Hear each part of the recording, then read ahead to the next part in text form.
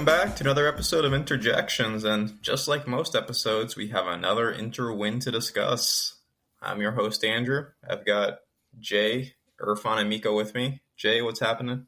Yeah, doing well, thanks. Very happy with the spirited comeback yesterday, and really looking forward to the game against Salernitana. I think it's a great opportunity to rotate, so we'll get into that.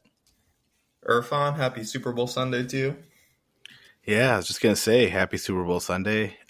Big sports day in the U.S. Hard to explain to a lot of people how yesterday was a big sports day for me when everyone's gearing up for what's going to happen today. But it was a great result, good comeback. Team showed some great character in the torrential rain.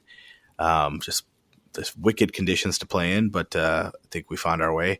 Great result, and we're grooving. So no complaints from me. Looking happy with everything that's going on. Miko, what's up?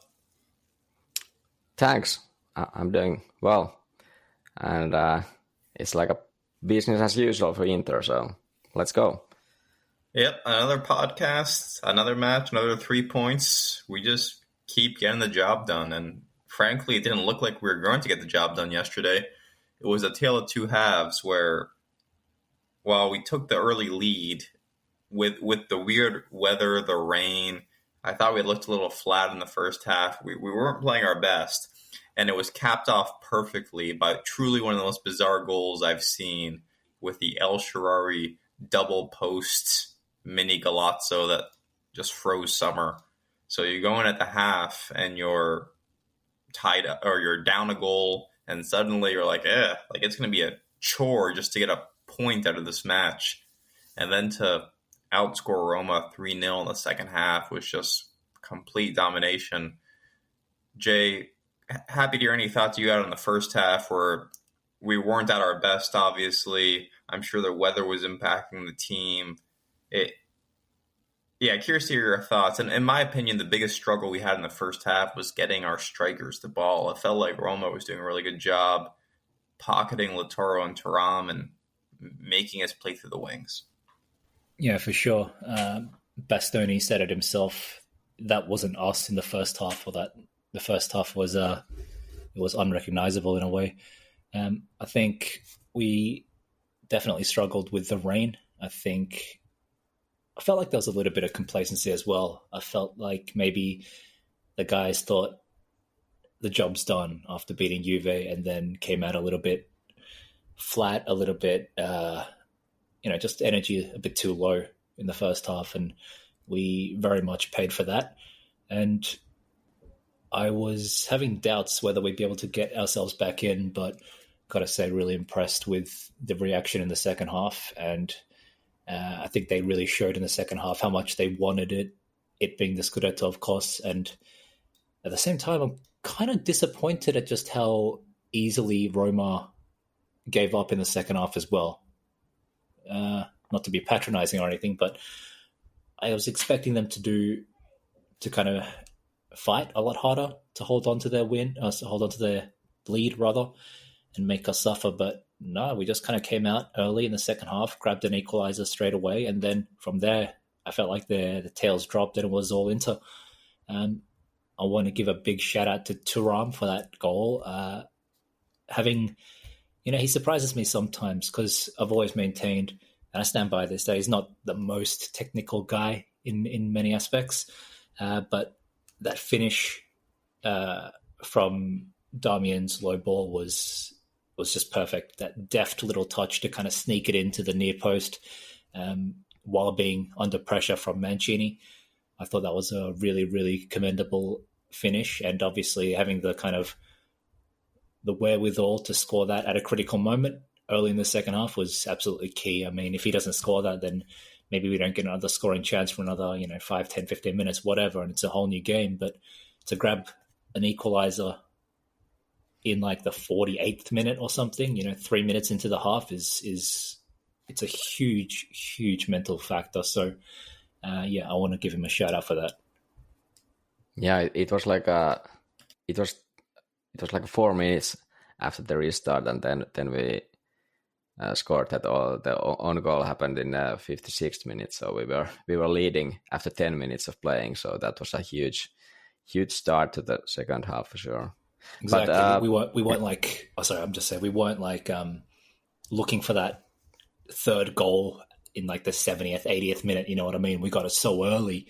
In the second half that we had so much time to just basically assert our dominance over them. Yeah. And, about Thuram, I saw him. He spoke after the match that they've trained this like trained that he would be more direct with his attacking and these type of plays that you just go to the straight to the goal and that's what happened. I appreciate a lot that Thuram has like, I don't know, I gotta say I haven't watched him before when he was in Germany, but I suppose he hasn't been such a normal center forward or played like one, but he's like trained at Inter to be more like that, and that this goal was a nice proof of that. Yeah. Jay, to your point about Roma folding early, obviously it took all the pressure in the world off us because we went from them trying to be in a shell and defend the position to us being the initiator pretty quickly and just taking control of everything. I don't know. Do you think it was because Roma's style of play just wasn't sustainable? They went all out for 45 minutes playing an aggressive style and then just lost it. I mean, if you look at players like dybala, Lukaku, I would say these aren't players particularly known for fitness. I don't know. I'm just trying to rack my brain about why did they fall off so much in the second half.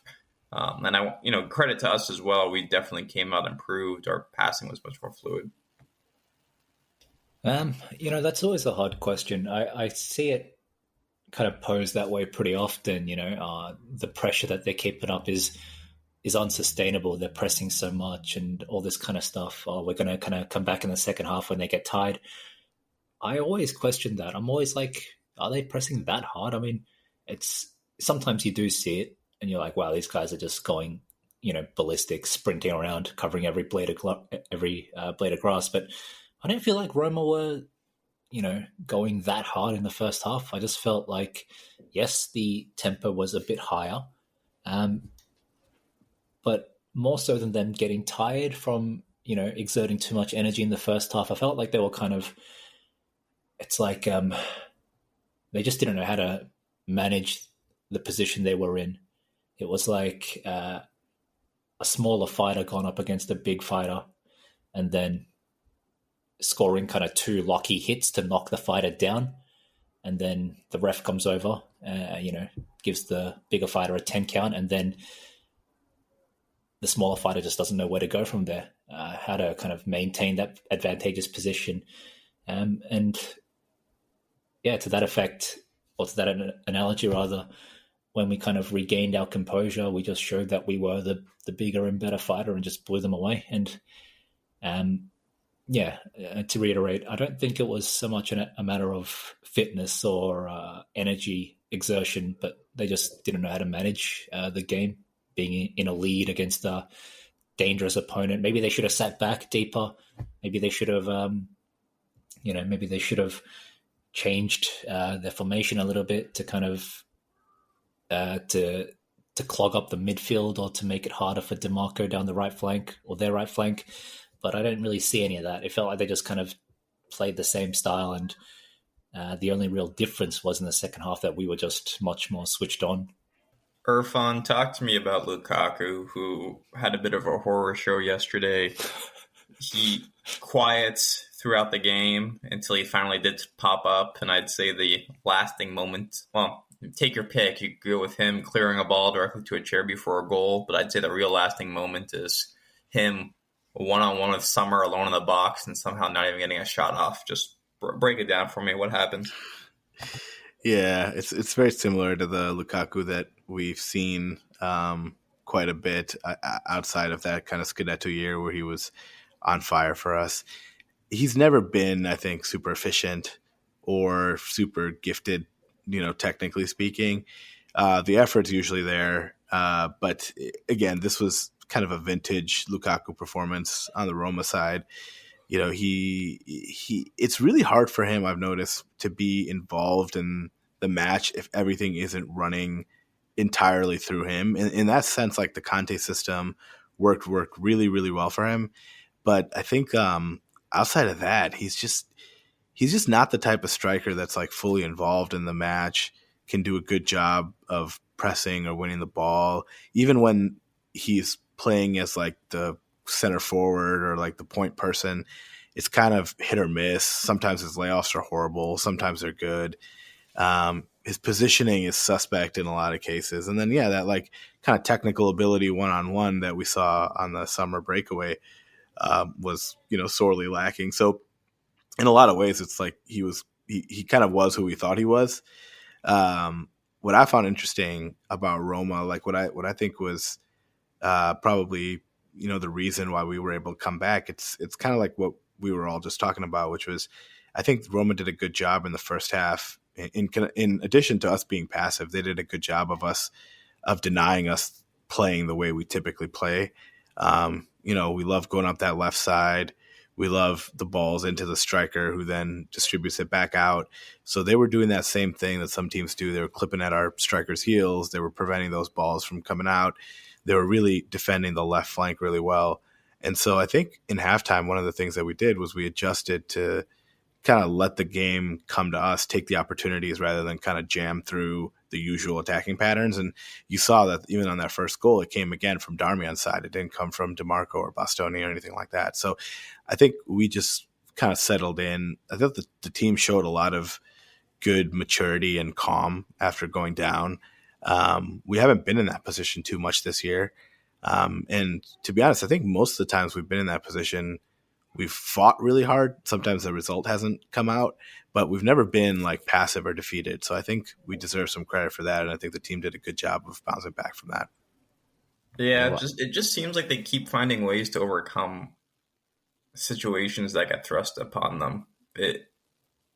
Yesterday was the first time I can remember that we've had a comeback like this. I was trying to remember the Verona game, but in terms of being down at the half and then just flipping a result completely on its head, like we haven't had to come from behind much this season, but they just keep finding creative ways to win, and it just feels like we're witnessing a championship run here, Miko. Yeah, absolutely. I think we haven't been trailing this season for too long. So we've lost once in the league, and that was against Sassuolo. So we've been trailing against them for, less than one half. And then in this match, we trailed like 5 minutes, or what was it? Something like that. So yeah, we haven't been in such position too often. But yeah, I liked a lot that the reaction was there. The Sassuolo match was early in the season, and maybe the team wasn't. I don't know. I think they've grown during the season, and they are really on a mission now, and they know how to react. And like Inzaghi apparently had some kind of a prep talk in the dressing room at the halftime, that what was referred earlier, that Bastoni told that be yourselves, and then we went there and got the job done. So yeah, I think this team it's a bit different what we've seen in the earlier years, especially with Inzaghi. Yeah, I think their ability to overcome adversity, like within a match, is something that honestly a lot of Inter teams in the past have lacked. And so far they've done a good job of that. Again, like they haven't been the biggest matches for us to do that in. So let's see, like if we fall into a similar situation against like Atletico in the Champions League, or if we fall like that against, kind of a bigger club than maybe Roma, like how we react then. But definitely it seems like mentally these guys are switched on and they know what to do. I will say, though, one thing that was a little bit disappointing in this match, not to sugarcoat everything, was that the goals we gave up were pretty bad. I mean, the first goal, the set piece where Pavard completely switched off, completely lost his man. It was a complete, like a free open header. That's just something like you can't do that like against any team, right? Let alone like a team like Roma, who is on the top half of the table. Like you can't just switch off like that, and we usually never do. So that was a little bit disappointing. I couldn't really explain what happened there. It seemed like he just completely lost his man and switched off. And on the second goal, like it was a total mishit, lucky goal, but the fact that they were even in that position on essentially like a 3-on-1 or a 3-on-2 was also like, bad discipline on our side. We don't usually give up a lot of those type of transition goals going the other way. I think one of the last times I remember us doing that was when we bounced out of the Copa. So that was not a good performance either. So those two things are concerning. Hopefully they'll dissect those and fix those so they don't happen again. On the first goal, I just want to say it was like an entire just team-wide failure. Pavard was definitely culpable in that he was the guy marking Mancini, but I think aside from acerbi, no one reacted in time. Like Roma took the free kick, and like our guys were just a split second too late to react. Like they timed their runs perfectly when the kick was taken from Pellegrini, I think, and our guys were just all, like I said, just late. And the only one who was on point was acerbi. If that ball had gone to the near post, Bastoni would have been too far behind Lukaku or whoever it was. If the ball had gone to the far post, Darmian would have been out of position as well. You know what I mean? So that's not to take any blame off Pavard, but yeah, you're right in saying it's a strange one, but it was exactly that, just like a kind of defense-wide lapse of concentration. Yeah. It was a carbon copy of a Smalling goal, which was the winning goal last season when it was our home match, and they won 1-2, and Smalling scored I think that was a pretty similar goal as this one, like a free kick almost in the central line, and very typical same kind of goal as this one. And I don't know what is it with maybe Roma can do this kind of set pieces. They train them so well, but I think I agree with you that there was some kind of lapse of concentration while most of the team, apart from acerbi, who wasn't like marking the right guy in that case. But as for the second goal, I think I would blame Darmian if I wanted to blame anyone. Because it was Barella who tried to pass to Darmian, and Darmian was on the left side of Roma's penalty box, so like opposite side where he should be in terms of his position, normal position, and he was like caught off guard that okay, he's gonna get the ball or get the pass, and he just wasn't ready, and Roma stole the ball and then started the counter-attack immediately. That was a great counter-attack for sure, and they played it very well. I think Pavard wasn't playing too well that play either when he was defending against El Shaarawy. He like left a lot of space to El Shaarawy, but maybe it was still a bit lucky shot in a sense that the angle wasn't great. So even Summer was surprised there.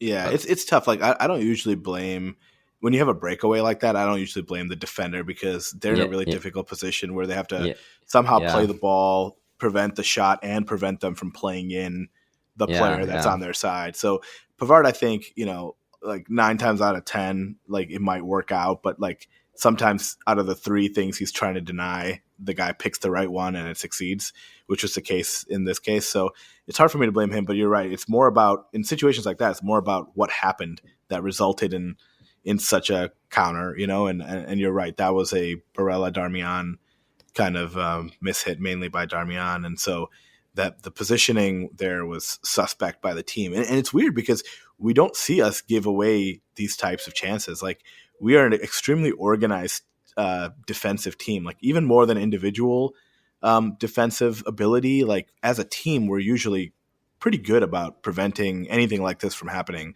because we're just very organized.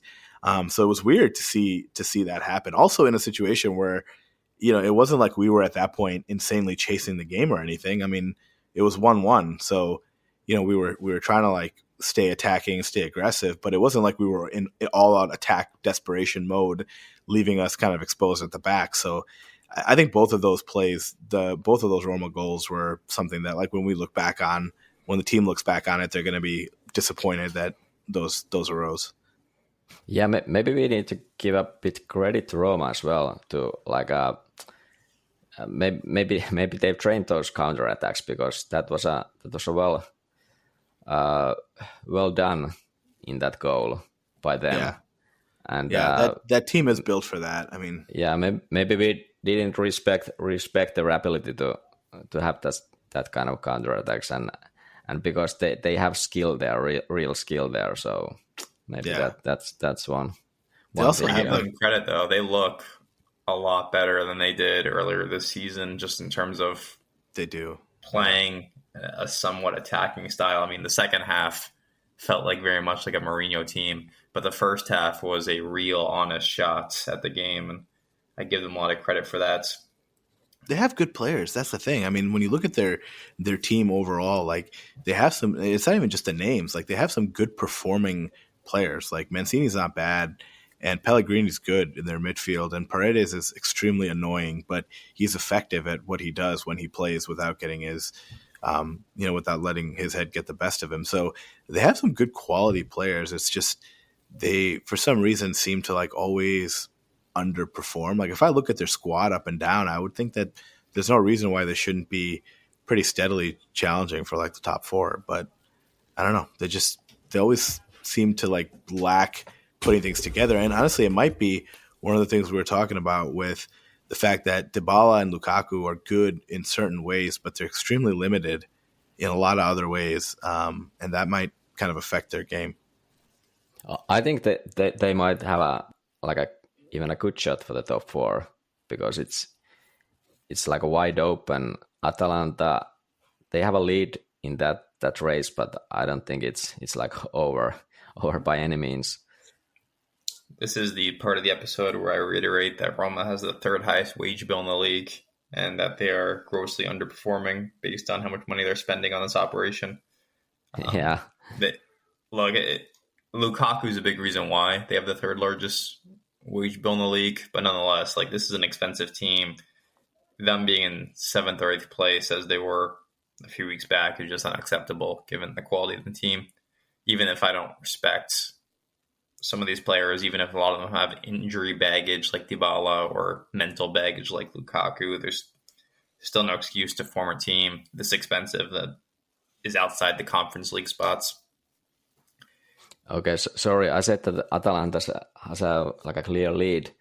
They have only 1 point more than Roma, but they played 2 games in hand. Yeah, but the other one is against Inter, so only 6 points. 6 points.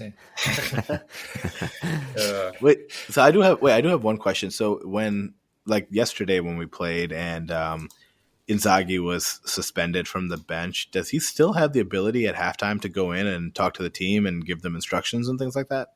So this is a point of controversy because he's not supposed to be able to talk to the team in any capacity. But I think it was Bastoni made a comment after the match to the effect of like, Inzaghi had a message for us at halftime.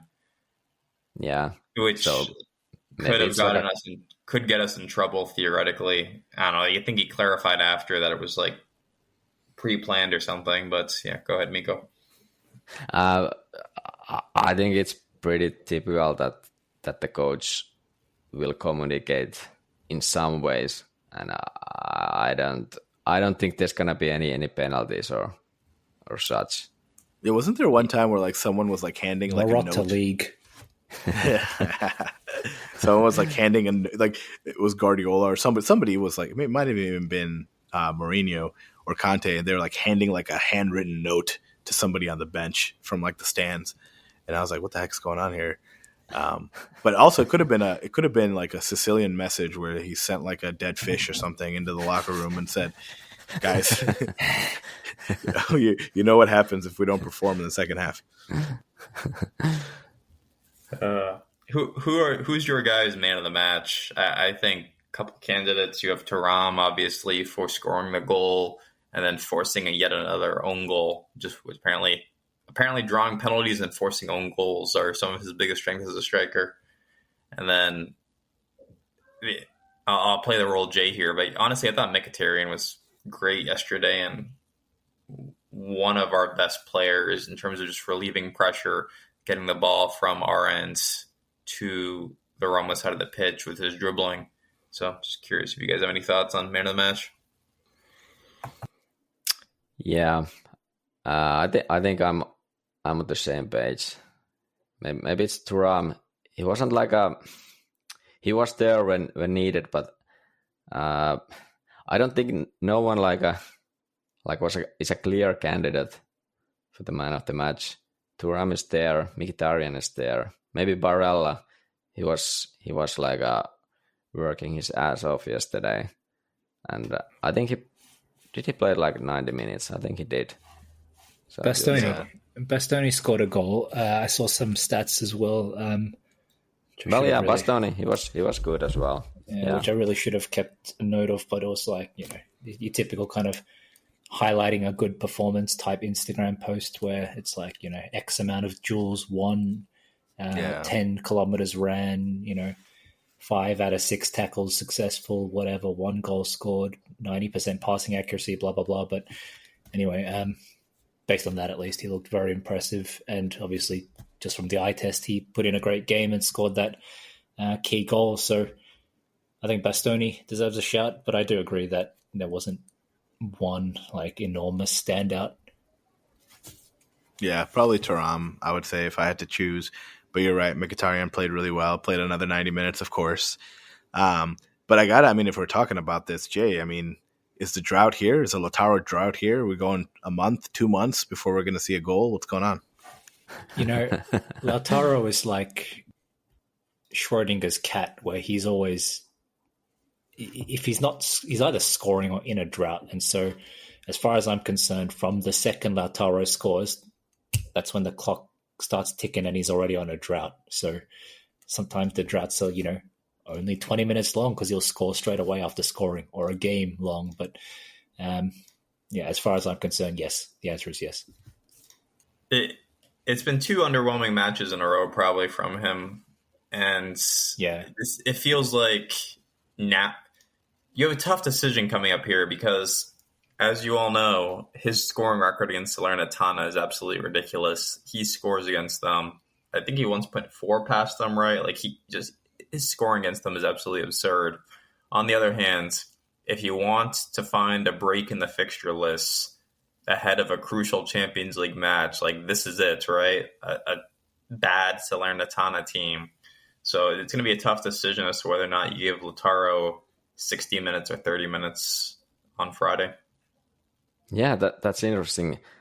I was surprised he was subbed out yesterday at all, but I kind of welcomed that because he wasn't having the best games of him, and I would think he will start against Salernitana just to get his confidence back by scoring a goal before the crucial Champions League fixture. But on the other hand, I don't know.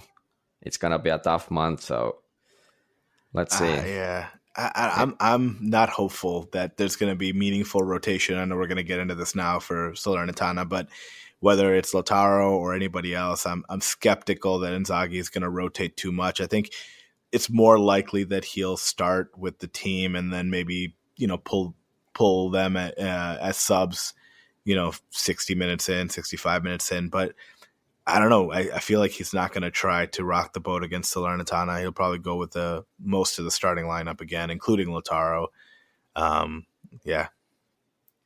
What do you thought about Darmian's performance yesterday? I'm ready to start Dumfries at right wing back again. I don't know about you guys. Yeah, it was a bit of hit or miss for me. I mean, he had a good ball in to thuram for the goal, but I don't think him playing consistent minutes at wing back is where we want him. I think he's a good plug in, but I don't think that there's enough there that we want to have him consistently play there. So I really do hope Dumfries, comes back and plays well, because I think it'd be nice to get a little bit of a change on that side.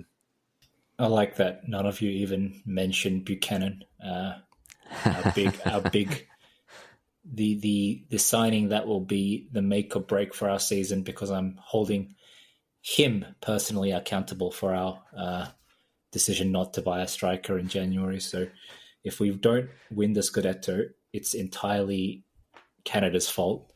And yeah, the fact that we don't even consider him like a viable option at right wing back is pretty concerning. I wasn't that concerned with Damian's performance, to be honest. I thought did Dumfries come on yesterday? He did, didn't he? Towards the end. Yeah. I thought he played pretty well when he came on, and De Vrij was surprisingly sharp when he came on as well. So, I mean, this might sound like a bit of a cop out, but I don't think yesterday was the best game to judge anyone by, just because the conditions were poor. The whole team had a bit of a switch off in the first half, and then kind of woke up in the second. So, it was a game to judge the team as a team, I felt, and I'll be, I'll be surprised if we don't look more like ourselves against Salernitana. Obviously, a much more humble opponent than Roma. We're playing at home as well, and we're expected to put on a show. So I in turn, I expect the guys to look much more relaxed and less. They just looked off the pace yesterday. So looking to a return to form, definitely. Yeah.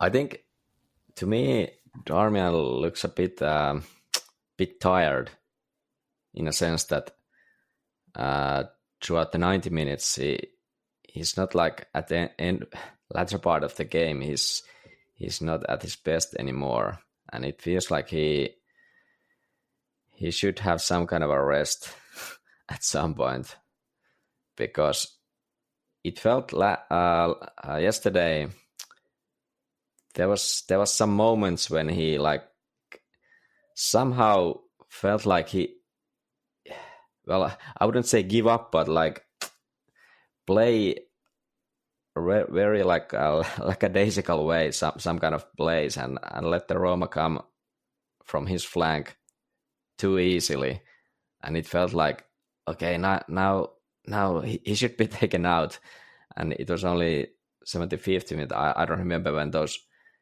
those plays happened, but I remember thinking that, okay, maybe Darmian should be taken out now.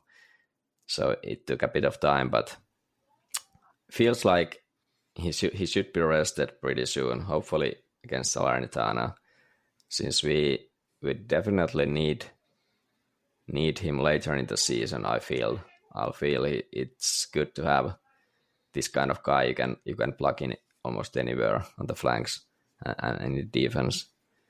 So yeah, let's hope. I agree. I think that's going to be the key. We need him around and healthy and available. He's like our ultimate kind of utility man, which is great. What I found interesting, though, I don't know if you guys noticed this, but there were a couple of plays yesterday where our team was on like maybe like a 3-on-2, or like had like a promising attack going, and like the decision making from the person with the ball was just hilarious. Like, instead of playing like the very obvious pass for the runner making like the crossing run in front of the defender, they would try this like weird like lobbed pass over like 4 people to try to hit the guy in stride on the other side. And I was just like, it was hilarious, because when we were trying those passes, everyone watching the match was probably just like, wait, what's going on? Why would you try that ball? And I think Bastoni had one of those where instead of playing like a direct ball in front of somebody making the run in front of him, he tried to like lob a through ball through like the defense. And I'm like, let's leave that for Hakan and Aslani. Let's not try that when we're not one of those two guys. Had to sneak a fucking Aslani mention in there, like I would have noticed. Look, I know exactly what you're saying, and I agree. There were too many moments where our transitional play was just breaking down. I can't remember what game it was. Maybe it was against Fiorentina. No, it was a couple of weeks ago, but I distinctly remember saying it. It was the games before Monza, might have been Genoa or something, but look, it happens because obviously everything in football is a series of trial and error. That's why you have, that's why you finish a game with 15 shots, 5 of them on target and 1 goal scored, right? Not everything goes perfectly. Not everything is executed perfectly. That's fine. But sometimes we tend to play a bit too fast and loose.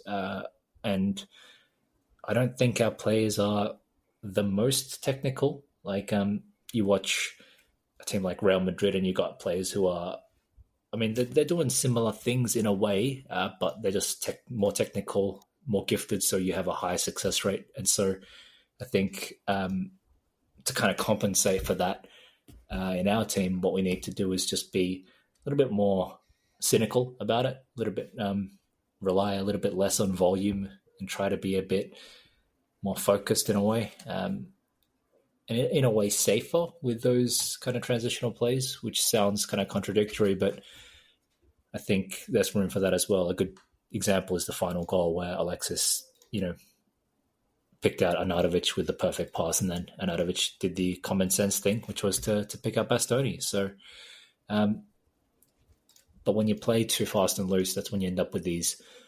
these kind of breakdowns that you were talking about, Irfan. And I think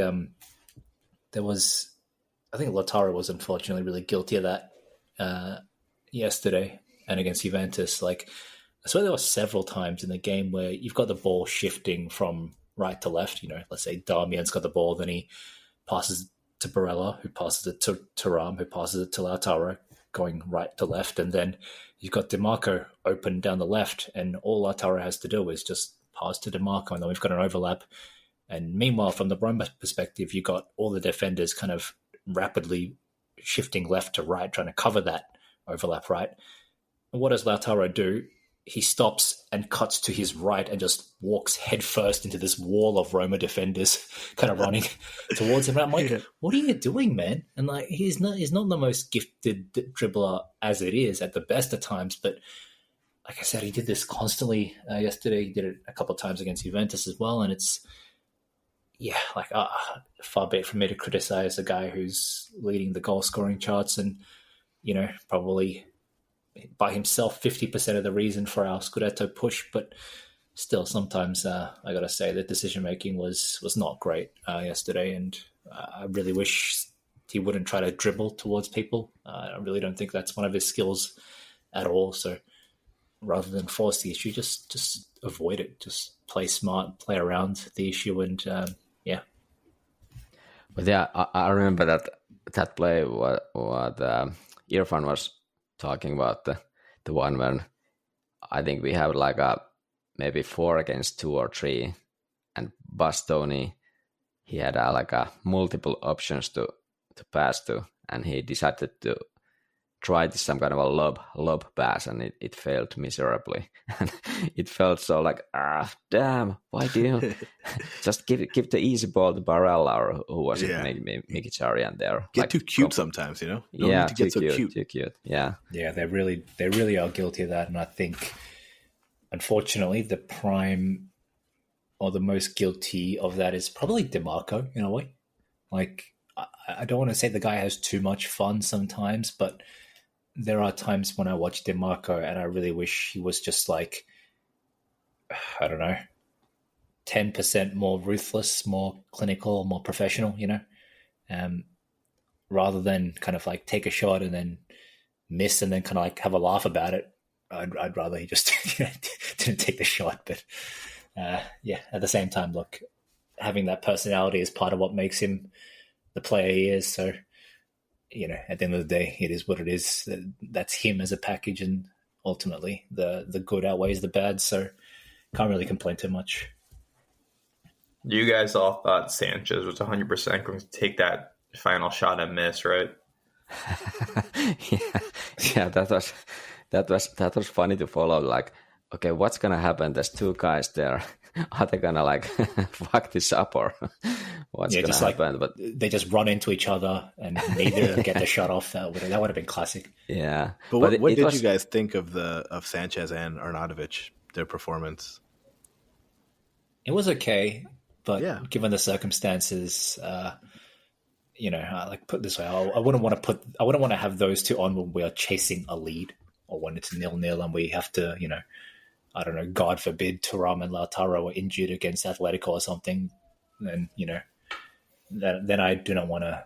I can't even begin to imagine Arnautovic and Sanchez playing together. But in that situation, we're a goal up. There's like 5 minutes left. Sanchez came on in the 86th minute, by the way, so I can accept it. That's the appropriate amount of Sanchez in a match. Exactly. I gotta be honest. I was a bit terrified when they took Lautaro out. When Arnautovic was coming in, and then it would be thuram Arnautovic, and it was like a 2-3 the result. And then I was, but what if they score? We need to score, and we don't have Lautaro on the pitch, and thuram is tired, and what's gonna happen then? But I approve the balls to take Lautaro out in such a match, which it felt like it was a bit or it was a tight match, but I guess eventually we didn't concede too much to Roma, apart from the Lukaku 1-on-1, and then I think it was close after that when Lukaku had this almost like a free header, and he managed to fuck up that as well. That was a hilarious, to say the least, but very typical by him. I think Lautaro coming off was entirely performance related, and I'm honestly really glad to see it. Like it just wasn't working yesterday. And when I saw Arnautovic warming up, I was like, oh fuck, it's gonna be a typical Arnautovic for thuram thing. So I was very, very pleasantly surprised to see Arnautovic replace Lautaro. And credit to Inzaghi, it was the right move to make, and he did it. Yeah. Let's talk about Salernitana. Home game on Friday to give us extra time off to prepare for the Champions League. Salernitana have 1 point in 2024 as we sit here on February 11th, which was a draw against Verona. They've lost to pretty much every good team they've played, including, I think they just lost to Empoli. Is that right? On Friday. Yeah. At home. 1-3. That's bad. They have not been playing well. They are in last place in the table. The only question for this game is, how do you approach from a lineup perspective? As we were maybe hitting on a little earlier, what do you want to do from a reserve standpoint? Who do you want to try to get a break ahead of the Atletico match? Obviously, anything less than 3 points is completely unacceptable when you're playing the worst team in the table. So really it boils down to, what do you guys want to see from a lineup perspective? Personally, I want to start Lautaro just because I want to try to get him to a groove, and he has such a good track record against Salernitana. I'd probably give thuram a break and let him come on for the last 30 minutes if we need him, if at all. And then I guess the other question is, Acerbi's hurt. You're going to have to start De Vrij. Because you're starting De Vrij, are you maybe hesitant to make any other changes in defense? So happy to hear any lineup thoughts, but I think we'll all agree that this is anything less than 3 points is completely unacceptable. I'm going to go position by position. And goalie, I want to change the goalie. But then the defense, De Vrij, so that makes it almost mandatory to start Bastoni, but he played 90 minutes yesterday. which he usually does not. Maybe Augusto might be there, but then then you need to use DiMarco. I don't know. It's a bit hard. Acerbi injury, like it's not optimal for the rotation standpoint. On the right side, I would start Bisek. He hasn't started for a while now when Pavard has been back. So I would start with him. Then Dumfries. I think Barella should start. I saw that Fratesi is going to be ready for this match, but I wouldn't start him just to make sure that he doesn't have to play too much after the injury. I say we go full disrespect mode. Arnautovic, Sanchez, Buchanan, Klaassen, Aslani, Sensi, Augusto. So you want to go Sevilla Champions League mode, or sorry, Sociedad Champions League mode. That's right. I want to go critical Champions League match, Champions League group decider mode. Aldero. No, I'm kidding. Yeah, look, just rotate the guys. Whatever kind of permutation of the team is probably going to be strong enough to beat, fucking Salernitana. But it's like Serie A is just lining them up to play against us. First Roma, now Salernitana. Got to deal with a new coach bounce, so got to be a tiny bit careful. Liverani is a good coach, maybe. I didn't even realize Inzaghi's brother was coaching Salernitana. Like, I thought he was still in Serie B, coaching Benevento or something. Yeah, I did not with Regina or whoever. I did not realize he was even coaching Salernitana. So gone. He replaced. He replaced who was the guy starting this season at Salernitana. He replaced him at some point. Paulo Sousa or something. Not Sousa. Yeah. Sousa, I think. So that didn't help that change too much. But yeah. I was gonna say they should hire Davide Nicola, who's like, in my opinion, the master of avoiding relegation with these garbage teams. But it turns out he is Empoli's manager, who yeah, they got him first. So now Empoli hasn't lost in like 4 games. That dude is just a master of taking garbage teams, having them go on a mini run of form, and saving them from relegation. It's incredible. Yeah, he has like two wins and 2 draws in the past 4 games. So pretty well done. They are doing a bit better now. It's gonna be quite a ride, the relegation battle for the last 2 spots. Salernitana will go down for sure. But yeah, I would do heavy rotation or well, anything to make sure the team is fully ready for the Atletico match. I don't know, is the Atletico match on Tuesday, on Wednesday? I don't know. Which one is it? Tuesday. It's a Wednesday, is it? Oh, hold on. Yeah. It's. Wait a minute. It's Tuesday, 21st. It's 21st for me. Yeah. I was looking the wrong week. I was looking at the Atalanta fixture. Okay, carry on. Yeah, so it's Tuesday. Yeah, Tuesday. So that's why it's on Friday, the Salernitana. But anyway, Wait, did you say Salernitana's on Friday? Yeah. Salernitana's on Friday, Atletico's on Tuesday, Lecce's on Sunday, and then Atalanta's the following Wednesday, for those of you keeping track at home. Yeah. Jesus, okay. Oh, look, I know Irfan just wants to see his boy, Agume. No, I would be excited to see some rotation, but I'm very skeptical Inzaghi's going to do it. Maybe we'll see something in the midfield, but I think it'll be very controlled. I don't think we'll see much in the defense.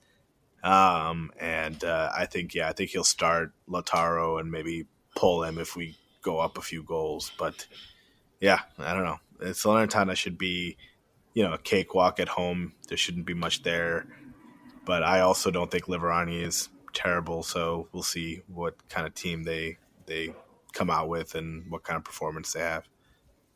I just want a Davy Klaassen goal. Is that too much to ask for? I know. I just want Klaassen, Buchanan, Aslani, all the shit players to get on the scorecard. Is what I like to see. Hey now. I want Pavard to score a goal so bad, and he almost had a beautiful one yesterday. Yeah, that would have been something. Yeah, that little flick he did prior to shooting was, I can't tell if it was intentional or not. I'm leaning towards no, but it was like the perfect setup for that outside of the foot volley. And yeah, if that had gone in, that would have been one of the goals of the season, but whatever. Yeah, but as for the Salernitana rotation, I want to see Klaassen start this match. Let's go. Miko on board. Let's fucking go, Klaassen. Absolutely. You remember he started last time as well, and we struggled like hell against them. Yeah, it was an away game in his defense. Yeah, he was still getting his legs under him from that hot Italian southern heat. But it was the moment when Klaassen came out and Mkhitaryan replaced him, and then Toro came in at the same time, and then we scored 4 goals. Yeah, after that. But Klaassen's like is honestly maybe the closest thing we have to like a technical AM in a way. So like, he should be kind of, in my mind, I have this fantasy vision of him just like majestically dictating plays like a fucking prime Riquelme against poor, helpless Salernitana as we tear them apart limb from limb. And then of course Candreva scores like a 95th minute wonder goal just to make, just for shits and giggles. But look, Klaassen is actually the profile of player that we could use. Like, we're going to have a lot of the ball.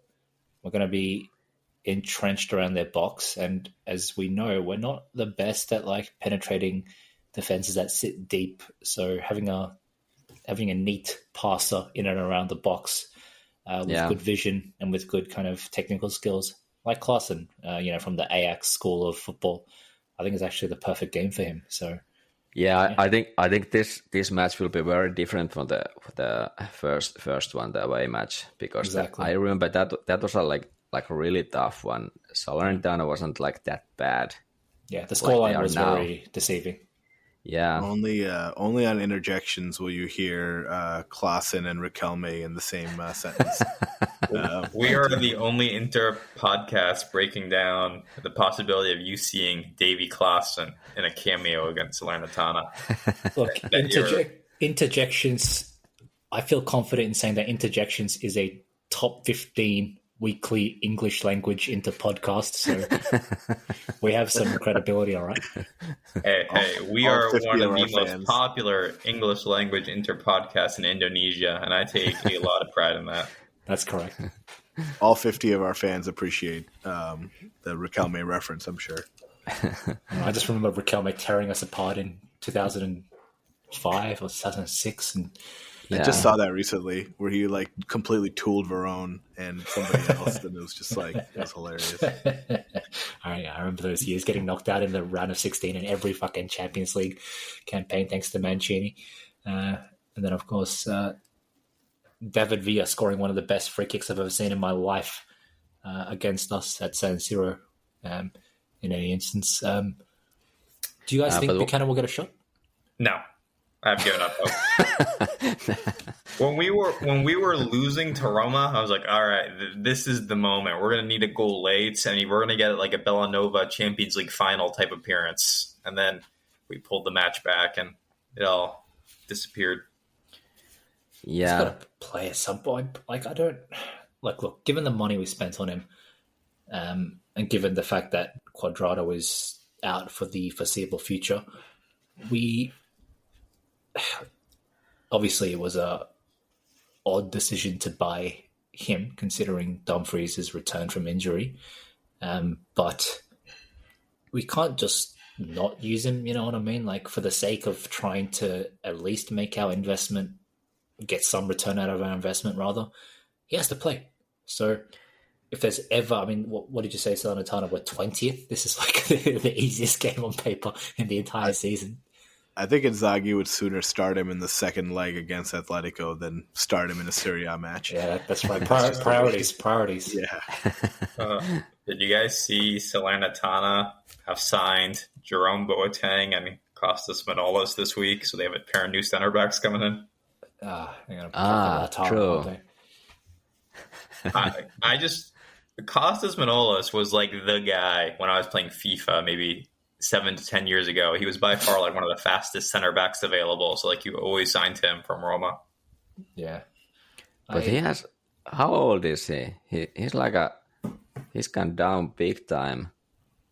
He's definitely older than 3 out of 4 members of this podcast. He's moved. Come on. He moved to Greece, didn't he? At some point.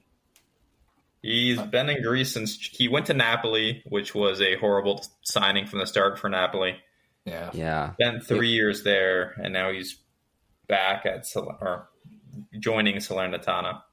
He's 32, so he has so he's not like a. He's still a young gun. That's young for Inter. I mean, I was gonna say. Exactly. Wow, I'm surprised Morata wasn't on this. That's interesting. But yeah. Yeah, so, I mean, for what it's worth, I don't know if they're both going to start against us, but there's a couple of experienced center backs who could definitely pocket Sanchez and Arnautovic if that's the lineup we go with. But the question is, will Arnautovic finally score a Serie A goal? I thought he already has scored a Serie A goal. He's too busy assisting. Hasn't he already scored a Serie A goal? I don't think he has. I don't think he has. I thought he scored against Genoa or something. He scored True. But okay. What about the second goal? Will he score that? He has 1 goal and 3 assists in 16 matches. If that's not $8 million a year production, I don't know what is. And then there was the clause that, like, if we get a point in February onwards, his loan is officially redeemed or something like that. So we got a point yesterday. So, yeah. He's ours now. Exactly. Looking forward to him being our 4th striker with thuram in 2024, 2025. Yeah. Well, let's do some predictions for this match. Then we can briefly talk about this Serie A team reduction thing. So, Jay, kick us off. 3-0. I'll say goals from Barella, Mkhitaryan, and thuram. The drought continues. All right. Well, what was yours? 3-0. Well, I'm going to go with 4-0 then. So, Toro will score the goal he needs, and then Arnautovic will get the second one, and then Barella and Dumfries will get the goal, finally. All right, Irfan, can you raise it to 5-0? Can I change my prediction to all 3 own goals? Because that seems like a common thing for us these days. Two own goals and a penalty by Hakan. No, I'm going 3-0 as well. I can't go to 5-0, unfortunately. I'm going to go 3-0. I'm going to go with Lautaro because I think it's time. And then the second goal I'm going to give to... I'm feeling Bastoni again. I'm going to give Bastoni another goal, even though I know he just scored his only goal of the year so far. His first goal in 2 years, and they come in bunches. You know what they say about Bastoni goal-scoring streaks? I know. I'm going to give Lautaro, Bastoni, and then the third one, I have to go with Aslani. So he's going to get on the score sheet. You know what I noticed? We tend to score a lot from set pieces, but they don't feel like your traditional goals in, like, guy takes a corner kick, guy heads it in, goal. Like, that seems exceedingly rare for us. The only times we've done it this season are Lautaro against Fiorentina. And I think, who had that assist, by the way? I can't remember. But you know what I'm saying? Like, I don't feel like we're a threat from corners very much, even though we scored from a corner, yesterday as well. It wasn't, it wasn't like DeMarco's ball reached Acerbi unimpeded and then Acerbi headed the ball into the net clean. You know what I'm saying? It obviously got cleared and then Acerbi hit the rebound in and whatnot.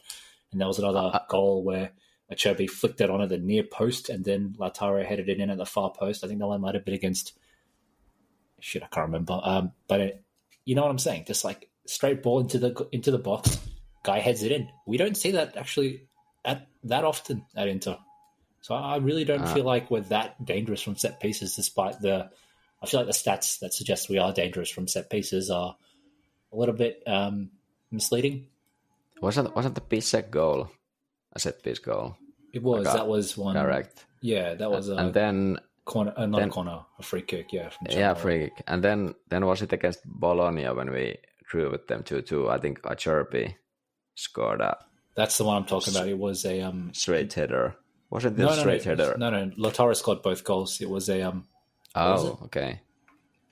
I can't remember now. I think no, because that was no. It was acerbi. You're talking about no, because we played Bologna twice in the cup. Augusto scored the header in extra time.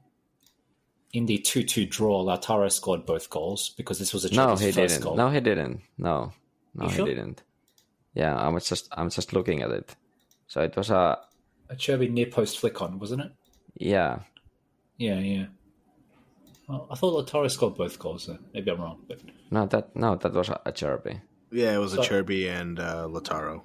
Yeah, right. So why was everyone saying it was Acerbi's first league goal yesterday? I don't know. I swear I saw that. Was his goal. I swear I saw that on Twitter. And Instagram. That's a good point too. Yeah, they're saying that both Bastoni and Acerbi scored their first goal, but that's not the case. Yeah, exactly. Whatever. Fake news. Yeah, I don't know, fake news. Look, I just don't feel like we're as dangerous from set pieces as people claim we are, but whatever. We're not direct. I agree there. We're not direct. Yeah. We don't just, part of it is like, maybe if Asllani would take more corners and maybe that'll happen. God. Perfect. I will say I was pretty disappointed with DeMarco's delivery on corners yesterday. And too often we hit the ball way too close to the keeper. It's almost like we're trying to score directly off the corner as opposed to actually putting it across. So I will say I'd be open to Asllani taking them if he's on the pitch. I just want to see some more venom on like those, because like Hakan obviously is great at dead balls, and DeMarco is too, but a lot of times for the corners they're like these high looping corners versus like, like again I'm only bringing up the Asllani one here because it was one of the ones where we scored, but you saw it was like this like venomous ball to the front post that like Lautaro didn't have to do much other than just kind of touch, right? Because it came in with such speed and the height and stuff. And I feel like too often with Hakan and with DeMarco, they're trying to like do these like lofty lobbed kind of corners in to the box to generate some kind of chaos versus like being more direct and putting it in a spot with some speed on it. That's so interesting because I feel like pretty much the exact opposite. I feel like Calhanoglu and DeMarco both tend to hit the ball fairly flat, and I was hoping to see more of like candreva style high looping, lofting, kind of curling crosses. Like I feel like that kind of gives you a bit of, exactly as you described, an opportunity for defenders to kind of position themselves under the ball and for the ball to reach like the kind of the meat of the box, if you know what I'm saying, rather than just being, cleared off at the near post, which our corners so often do. So it's interesting. But yeah, look, Calhanoglu, man, is he ever going to score a free kick for us? That free kick he took yesterday was pathetic, and he always goes for free kicks at the goalie side. He just blasts them. It's like he doesn't have confidence to loop the ball over the wall and curl it into the corner. You know what I'm saying? He always goes for power at the goalkeeper side. It's disappointing for a guy who is, I guess, kind of renowned as being a set-piece specialist. He hasn't even come close to scoring a free kick with us in his Inter career. Even DeMarco scored 2 of them in the time that Calhanoglu has been here. Ironically, both goalkeeper side as well, but still. Yeah, I think DeMarco should take more of those because, like you said, I mean, that free kicks. He hasn't been like you said. He hasn't been even close. So yeah, exactly. I think we should try with DeMarco and like a different approach. Like the free kick Barella scored against Udinese last season, or like the Eriksson free kick in the dying minutes of the Coppa Italia against Milan 2 years ago, like 3 years ago now. Wow, like these kinds of ones. You've got Yeah. obviously that gap there. So you just kind of curl it towards the near post, up and over the wall. And that's like your kind of routine free kick. And like I said, instead we have these guys who seemingly don't have the confidence to do that. So they just smash it to the goalkeeper side as hard as they can. It's as if they don't have the confidence to score. So they just trying to win a corner at a free kick. And that annoys me. Like, you got to go for goal there. Again, like Barella did against Udinese. I mean, I can't believe that Barella has scored a free kick here. Well, while we have Hakan Çalhanoğlu, you know what I mean? That is just mental to me. Are Hakan's free kicks actually good though? Like, even yesterday's ball he put in, I think honestly yesterday he was just trying to get the ball on net and seeing if there was like a bounce in the rain or something. But like, I've never really been impressed with his free kicks since he joined us. I feel like that was kind of like when he was at Leverkusen. Yeah, exactly. But you don't lose that. You don't lose that. So like, it's kind of like Ronaldo, though. You know what I mean? Like when he was young, he was actually a threat. When he got older, he became just. You thought he was good at it, but he actually wasn't. Yeah, I remember when Cristiano Ronaldo was. I can't remember when he was at Juventus, but I remember reading the stat at some point in the last like 3 years or something that he'd taken something like 90 or 100 free kicks without scoring one. And I was like, really? I just remember Cristiano scoring these like, famous, like, that famous CR7 knuckleball, against like Portsmouth and whatnot. And yeah, you're 100% right. Over time, it just felt like the magic had kind of gone. So I don't know, maybe that's the case with Hakan as well, but yeah, you're right. I remember all of his kind of highlight reel free kicks and compilations coming from his Bundesliga time, which was at this point nearly 10 years ago. So, let's hope he kind of gets it back, because I think having a direct threat from a free kick is a pretty important part of the team, and we don't seem to really have it right now, despite having two guys who are pretty universally considered dead ball specialists. So, yeah. Is it now Irfan's turn to suggest another player for this? Exactly. Yeah. I don't want to come across as a fanboy or anything, so I'm not. Okay. Oh boy! All right. I think we've run a little longer than I was expecting. I don't know. Do you guys want to talk about this Serie A 18-team reduction? Or do you want to save it for a different week? I say we do it. I say we drop to 18 teams. Call the shit teams like who came up? Was it whatever? Just call the shitters. Yeah, Milan, Juventus, Salernitana and Milan. They should go down. I can't remember who. No, there was a team recently that came up and they finished like 7th in Serie B the season before. They just fluked it in the playoffs. It might have been Venezia, but I'll give them a pass because of their amazing jerseys. But sometimes you get teams here and it's like, wow, these teams are just they shouldn't be here. You know what I mean? And I honestly reckon it might be Sassuolo's time to go down, which is a bit strange to say because they've been so good overall. But Sassuolo could do with a bit of a reboot, and they're such a small team. They bring in such few fans that from like a population and kind of marketing perspective, it's much better for the league to have a team like Bari, Palermo, Frosinone, even Brescia, rather than Salernitana is going to go down, but it's a big loss for the league just from a fan perspective. Exactly. Cagliari's another big one where Yep. Their fans are complete racist jerks, but they do fill a stadium. Exactly, and it's like everyone hates going to Cagliari. It's hot, it's hostile, it's just a nightmare ground to visit, and these things are what make the league. They add to the flavor of the league, and so I agree completely. Lecce is another one. They're I think outside of the top 6. Lecce are like the consistently most filled stadium. So these are the teams that are important, not your Juventuses selling out 2/3 of their 40,000 seater stadium or whatever. So the biggest argument in favor of cutting down to 18 teams, I think, is reducing some matches. Like, we're already overextending these players. They're playing in too many these days. So you take out some bad teams, you take out some lower quality teams, you can cut out 4 matches, and then also you know maybe have less midweek fixtures, maybe start the season more in line or end the season more in line with some of the other leagues. I think Serie A usually ends one of the last leagues on the continent to end.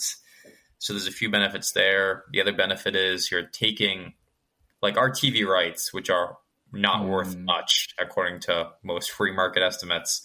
Well, now you're splitting them amongst 18 teams instead of 20. And frankly, the value you're receiving for them isn't going to go down much because, you know, Frosinone, Sassuolo, Monza, like these aren't the teams selling TV rights for you. So yeah, no one in Australia is signing up to fucking be in Sports Connect to watch Sassuolo or Frosinone. Exactly. So you'd be looking at higher revenue for some of the bigger clubs when you split the pie among 18 instead of 20. So those are some of the arguments for it. To also point out that maybe if you're younger, such as myself, you think, okay, Serie A has had 20 teams forever or breaking tradition.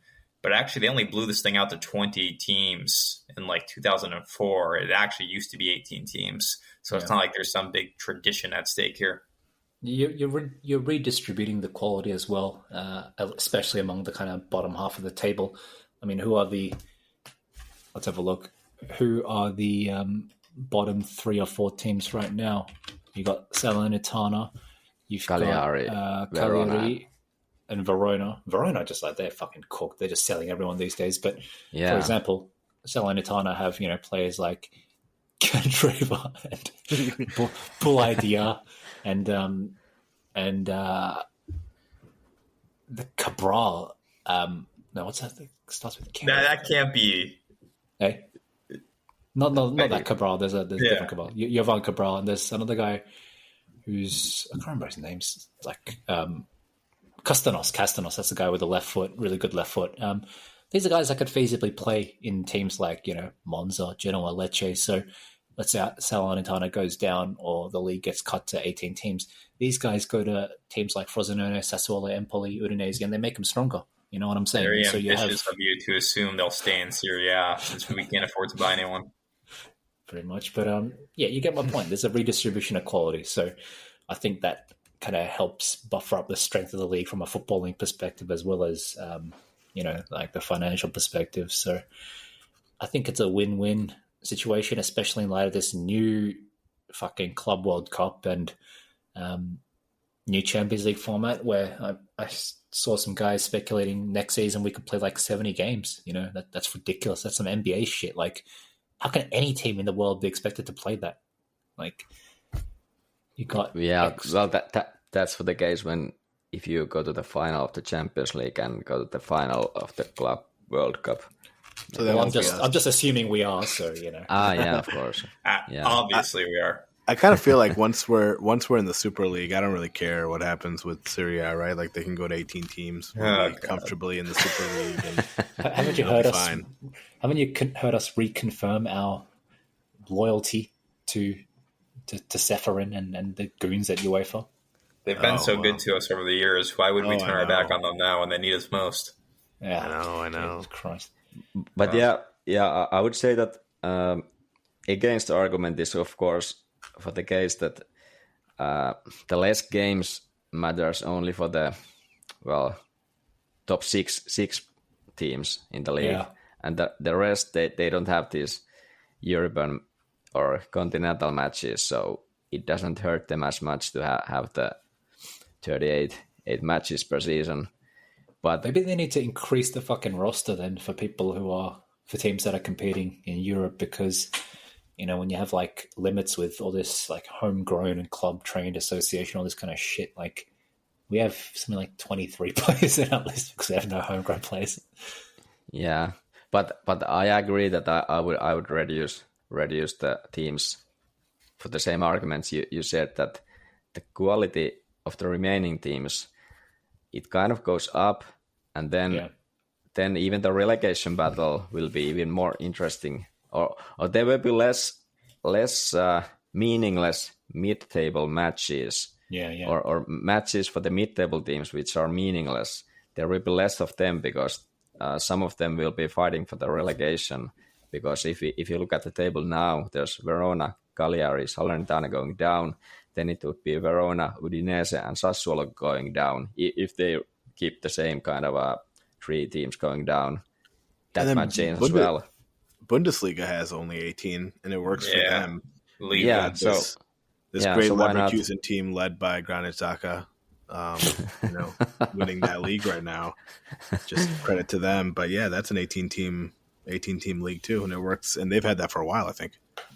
Yeah. They should go for this, but I don't think it will go through if all the teams have like a 1 vote. So why would these lower class teams ever vote for that? Yeah, they're just voting to put themselves in a more difficult position, so it's probably never going to happen. Yeah. Maybe they need to negotiate some kind of a parachute money like in the Premier League when the clubs going down the championship, they will get sizable. Yeah, it's like more money. It's like more money than for winning Serie A.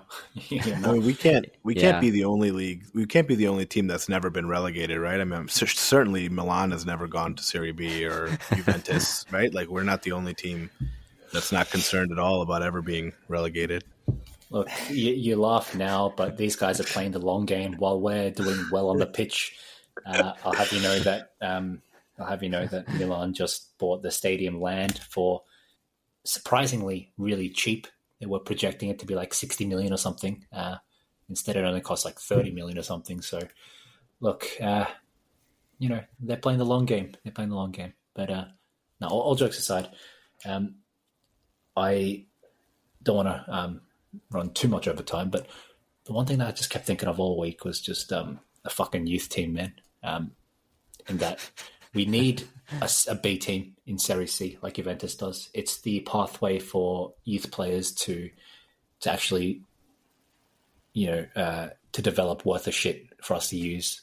And that's why, it's one reason why they have guys like Iling Jr. and Yildiz and Fagioli and Miretti and guys like that. A lot of them are Primavera players, but some of them have stopped over in the Juventus C or Next Gen Juventus or whatever it's called.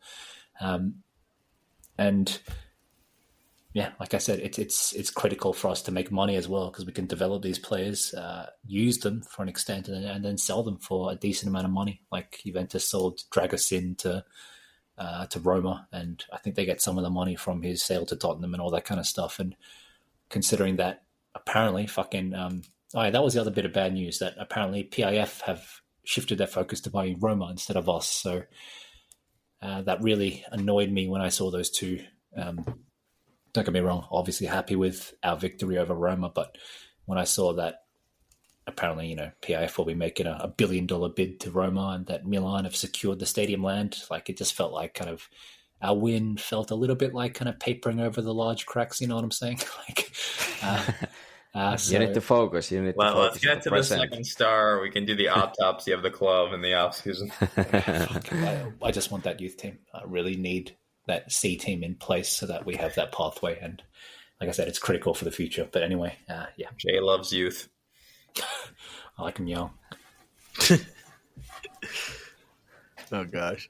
All right. I think that's a good place to wrap this. Yeah. So we'll be back next week with a recap of Salernitana and a preview to a busy week, including the Atletico Champions League fixture. So we'll talk to you all then. All right. Yeah. See you. See you later.